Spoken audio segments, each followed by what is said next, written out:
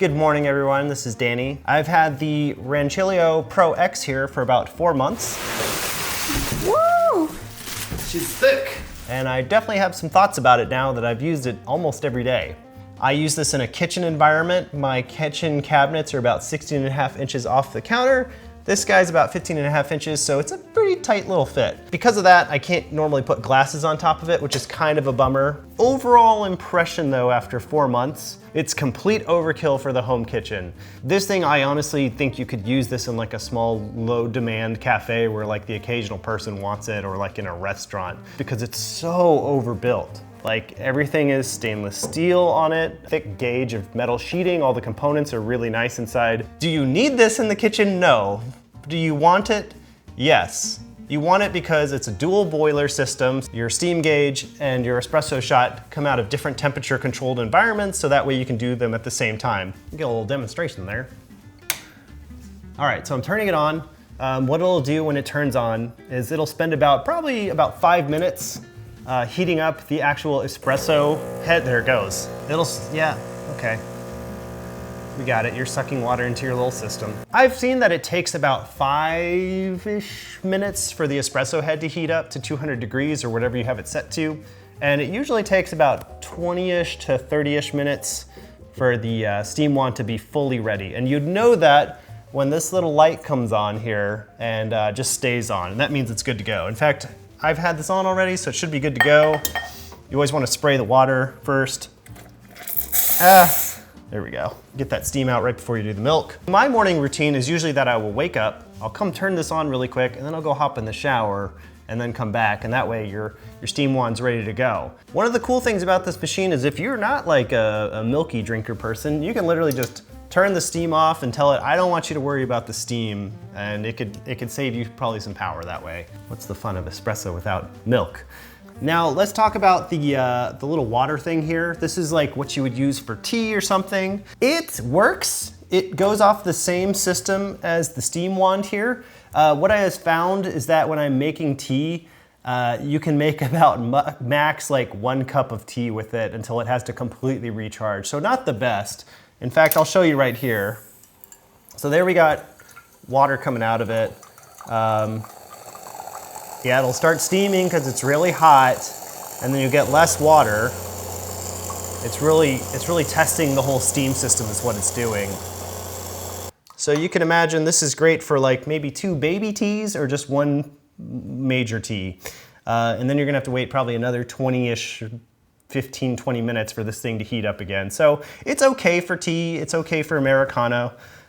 Nothing amazing. I will, by the way, say this is faster than heating up water on the stove. In terms of water capacity, this thing, it holds a pretty decent little tank size. Holds about half a Brita filter. The water lasts me about a week if I make about 1 shot a day. And then if I'm making more like 2 shots a day, maybe it'll last about 4-ish days, maybe 5 days.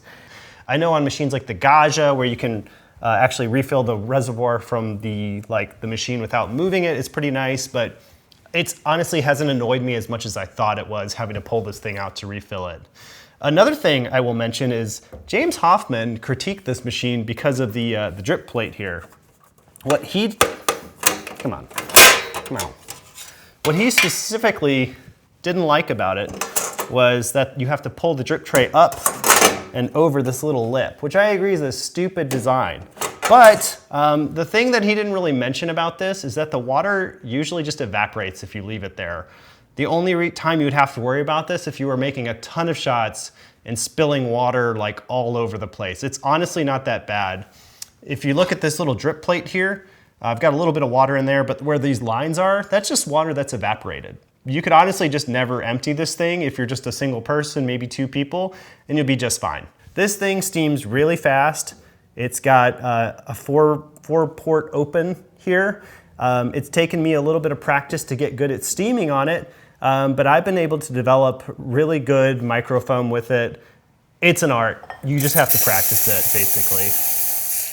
I wish that this little nozzle here had a slightly bigger like rubber touch part. There's only been like maybe 1 or 2 times where I've like dipped my finger down a little too low and burnt myself, but it is completely sufficient for the job. You could do a big old pitcher of milk with this thing, no problem whatsoever. The pressure gauge, I never use it. If you do want to adjust the temperature on this machine, all you do is you just bump these little buttons up and down. I've just kept it at 200 the whole time because I'm not like a super deep diver into coffee, though you can, which is what I bought this for, is for the future. Hold this, shit. So if you want to get into this machine and start changing things like the pre-infusion mode, which I use, you just press these two buttons down until it blinks. There we go. It has different functions. You select them by, maybe you don't. Oh shit. Fuck. I'm turning it off.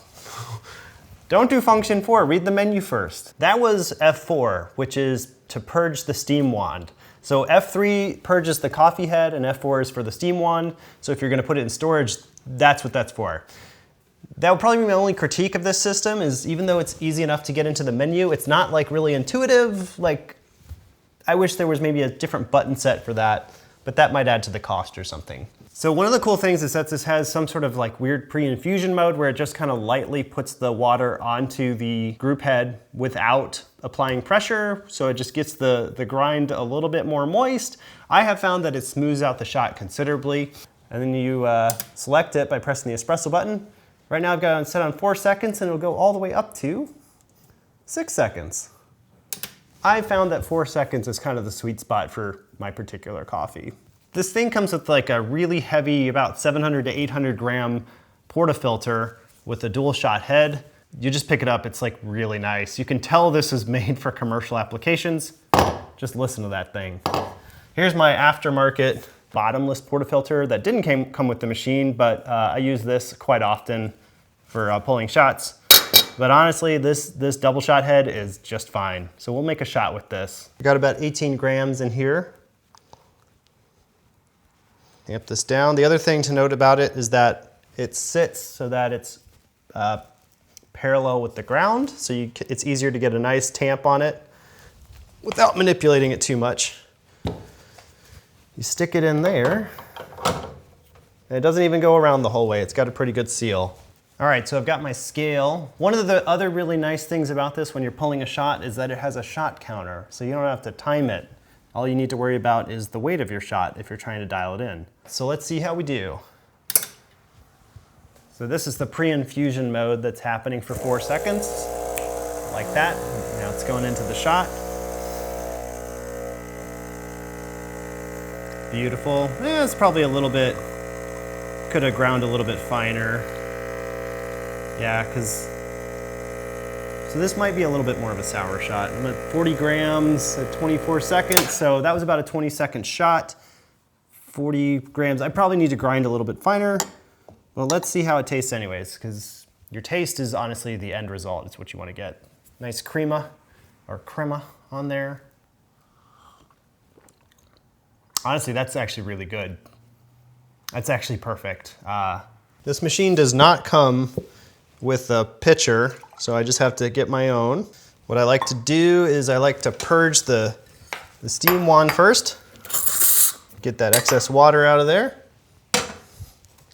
And so generally when you steam with this wand, you kind of want just a little bit of air in there, but not too much. You don't want to overdo it. And you always want to angle your pitcher a little bit. So here we go. I use my hand for temperature. See, there we go. This is a little too much air. I keep my thumb on here to kind of stabilize it. Just a little bit of air. You can hear that, just a little, too much. All right, and then when you can't hold on to it, for more than a second, that's when you know that the milk is hot enough. Always want to purge it afterwards. Get that excess milk out of there. Yeah, it's decent. Look at that. Yeah, I can make designs all day. I am not an artist. Oh, that is freaking good. That's so good. That's the other thing, is when you're pulling shots at home and you make a really good latte, like, it's very rewarding. Yeah, like I said, just don't put too much air in it. Just a little bit's all you need to start building that good microfoam. You're also gonna wanna get something to dump this stuff out into. If you don't dump it out quick, it just like stays in the puck. So like if you leave it overnight, it becomes more of a pain to get it out of the puck. You can kind of see what the puck looks like afterwards. You know, you're pretty much standard. You got to clean that thing out. Sometimes you might want to raise the grill, which is kind of cool. You can actually do it on here. It's got this little system that you can like tighten up. You can tighten that up. And then if you want it, there you go. You can have a higher grill if you need it.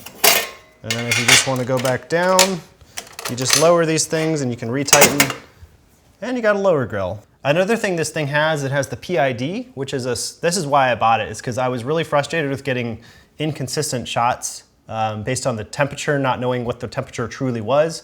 So I just wanted to remove that variable. It just happens to be a very expensive variable to remove. Putting a computer inside of this thing, you know, it's more expensive. So yeah, after 4 months, would I say this thing is worth it? Yeah, if you got the cash. I would definitely say though, if you are not like super into espresso, but you do want it, I would look seriously at the lower version of this without the PID. It's probably just as good. You just don't have quite as much nuanced control over some of the features. Or the guage. Man, the guage is so cheap, but the guage is all over the place. And plus you have to change out the spring on it to get to that 9-bar pressure, whereas this does that out of the box. This is still the most extreme solution you could have for doing espresso at home. Like, this thing's amazing, but it's just, yeah, it's expensive. So anyways, that's what I think about this thing after 4 months. So hope that was helpful. I will see you later. Bye.